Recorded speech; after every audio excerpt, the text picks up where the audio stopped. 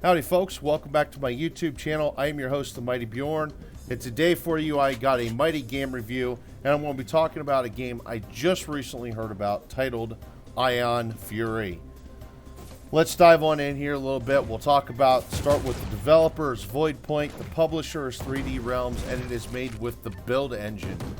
It's actually nice to see that someone decided to blow the dust off of a over 20-year-old engine now at this point to make an interesting game with it. Actually, it is actually not a 3D shooter. It is actually what's called a 2.5D shooter, which would kind of hails back to the old Doom games as well as Duke Nukem. There's also Shadow Warrior and other similar games of that nature. It was released on Windows PC and Lynx August of 2019, and then reported to Nintendo Switch, PlayStation 4, and Xbox One of April 2020. And the premise is you assume the role of Shelly Bombshell Harrison and take on Dr. Haskell's cybernetically enhanced soldiers in the futuristic dystopian city of Neo DC. Now, as some interesting points here, this actually is not the first game with Shelly Bombshell Harrison. God, I can't even say her fucking name right. You know, we're just going to call her Bombshell from now on. Because actually, that's actually the first game she was in, which is technically a sequel to this. And this is a prequel to that. A little confusing. I never played Bombshell, so this is actually the first game I've ever seen this character in. Although I'm a little bit aware of the character, as originally she was supposed to be a supporting character in one of the Duke Nukem games. I cannot remember which one, but I did find promotional art as early as 1997. So definitely after Duke Nukem 3D. She might have been actually created for Duke Nukem Forever, but we're also talking like way back when Duke Nukem Forever first started its development process and production process, and she would actually be cut from the final product of the game. And she is actually a GDF bomb disposal specialist, so she is a cop. It's a cop. You're playing the fuzz. The other interesting thing here about Ion Fury is Dr. Haskell is voiced by John St. John. I know I'm doing a little bit of name dropping here, folks, but if you're not familiar with who John St. John is, it is the Duke. Yes, Duke Nukem, folks, that's who voices Dr. Haskell. So let's dive on in here to a couple different things here. This is how I feel about the game. It's got good gameplay for what it is. Yes, it's an old game on an old engine. I actually quite enjoyed the gameplay. Nothing overly fancy. You know, left mouse button fires the gun, and right mouse button has a secondary fire, which different guns have different types of secondary fires.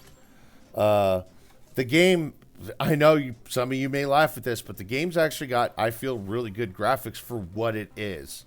Now, that being said, admittedly speaking, that's for what it is.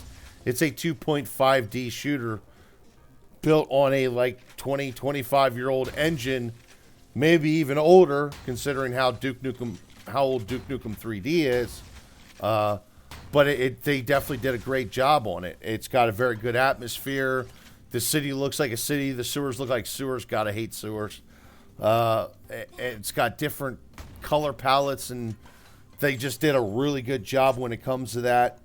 It's got various areas, so you're doing everything from fighting in cities to city streets to actually buildings themselves. One of the stages takes place in the GDF Neo DC headquarters.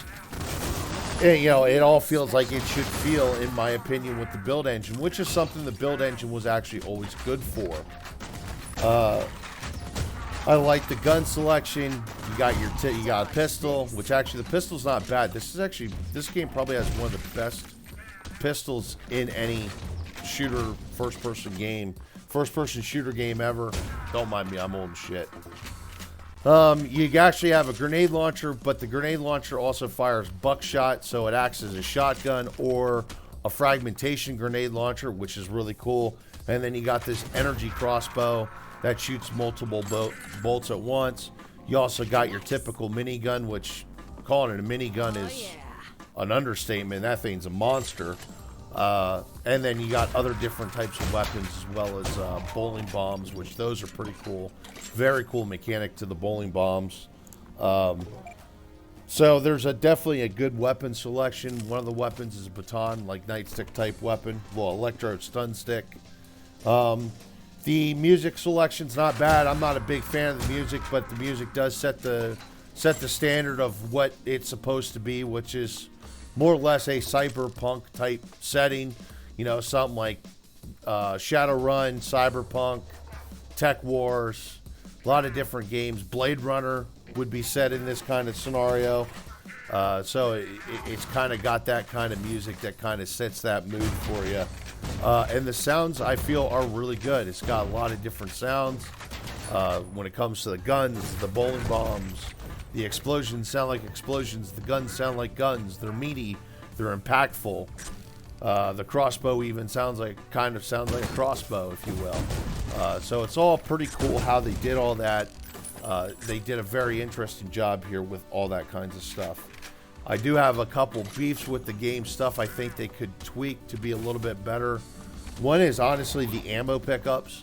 The ammo pickups can get really few and far between, and I've never actually experienced instances in a first-person shooter game like this where I was literally desperate for ammo. And I've actually had that a few times in this game where I just kind of narrowed down to being really desperate for ammo. And yeah, I'm not the world's greatest shot, but, you know, human error. Everybody, you know, nobody's absolutely perfect. And, you know, there's not really any one-shot enemies in this game. So all the enemies can be quite difficult, especially when they start packing them in there and you're fighting dozens of guys at once. The maps can be a bit confusing. That's pretty typical for any first-person shooter game like this. I mean, there's still maps today that gets me really confused on Doom and even Duke Nukem for all the years I've played those games. So that's not really a complaint. That's just kind of like one of those, I'm just pointing that out for people. There's really nothing else I can complain about. I didn't really see any glitches in the game. I didn't see any huge problems. One thing I want to complain about, though, is there's these, I call them spider skulls. It's like this robotic spider with a skull head, and god damn it, those things are impossible to hit. And every one of these build engine games seems to have that type of enemy that has like the world's tiniest hitbox. And I would literally have shots. It looks like I'd have shots going clean through them. That's not a glitch. That's just really shitty hitboxing. You know, that's just how those enemies are. Duke Nukem had them. Doom had them. Well, Doom not so much, but a lot of games had those really small enemies that were like impossible to hit because their hitboxes were just shit. This game is definitely not above that. The game really doesn't do anything new that hasn't been done in a build engine game before, but it does everything that all those previous games have done well. And it's kind of hard to do something new in a build engine type game because it's really all been done. At one point, build engine was the engine for FPS games. There was Duke Nukem, there was Blood, there was Hexer. Was it Hexer? I don't even remember. There were so many of them, though. Actually, I think there was 2 Hexen games. And I think there was 2 Blood games as well, but I think only 1 Blood game was done with the build engine. There was Shadow Warrior, there was Duke Nukem 3D, just tons of games done in the build engine. So it's really hard to do something new and completely different for the build engine game at this point. However, that being said, I feel the guys actually did a really great job on this game. The game is very challenging. I never had a moment where I felt like I was more powerful than my enemy. The enemy always felt on par or better than me. Well, I don't want to say better than me, but because of the sheer numbers that I'd be fighting, they would definitely have the advantages at times. And even in moments where it might have been like a 2 to 3 on 1, you had to play it smart. I just couldn't rush in there and fire off the BFG and kill everyone and kill 20 guys in a room. I could not do that kind of stuff with this game, which makes the game a lot more challenging, makes it a lot more interesting though, because after so long, some of those games it gets really easy. You just whip out the old BFG and slay everything in sight. With all that being said, it was a challenging but rewarding experience. I actually rather enjoyed the game. The game ran great. You don't need a high-end gaming PC to run this game, stuff like that.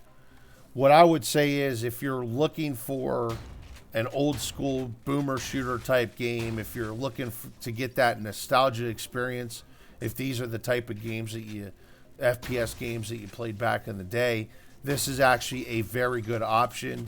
If you're not into FPS games and you're definitely not into the old school boomer shooters, this is definitely not a game for you. That being said, the game is on Steam for $24.99, and I would actually recommend this game. It is a good game. I had a great time with it, and I think most people would actually find that they would have a great time with this game. But anyway, folks, that is my review of Ion Fury. Hopefully you enjoyed the video. Thank you very much for tuning in, and hopefully I'll see you again for my next video.